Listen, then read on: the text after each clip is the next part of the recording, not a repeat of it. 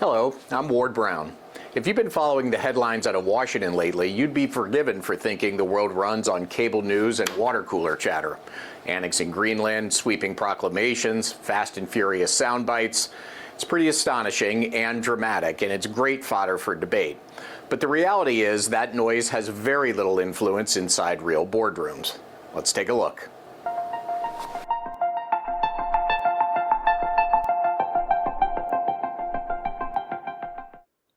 In here, it's a different story.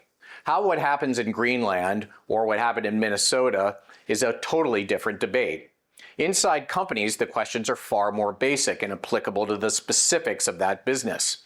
How are things going generally? Are orders still coming in? What does that look like versus last week or last month, last quarter, or last year at this time?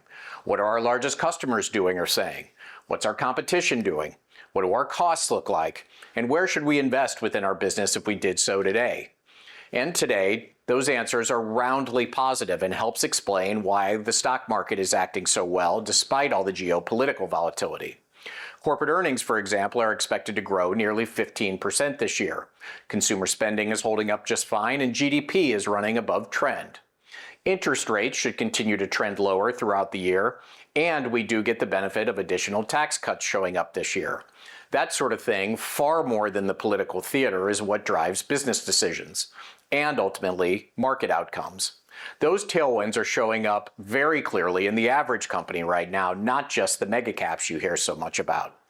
A lot of companies and industries in, for instance, construction or industrial machinery, semiconductors, transportation, materials businesses, tied to better economic growth have started the year very strong. And so far, small caps have significantly outperformed large caps, in some record-setting ways. That's pretty notable because small caps have lagged large caps for 5 straight years, but historically that has never stretched to 6. And there are some differences this go-round. Notably, small cap earnings growth is expected to more than double that of large caps. Valuations for the average smaller company are lower than large caps. And those policy initiatives like lower rates, reshoring, domestic supply chain investments, those do tend to benefit smaller, more US-focused businesses disproportionately. At the same time, the environment and outlook for large cap technology stocks, fueled by the booming AI demand, is intact. Inflation and affordability are real issues, and the employment picture does come with nuances. AI is being integrated rapidly across the economy, and it's driving a lot of the growth and productivity gains. That's real and positive. One challenge, however, is the potential for fewer traditional entry-level roles. That's a rapid change. But young people do adapt fast, and they're already incorporating AI into how they learn, work, create. I know we're doing that here at Argent. I am personally, and I'm pushing my 2 daughters to use AI everywhere they can to accelerate the learning curve. It is astonishing technology.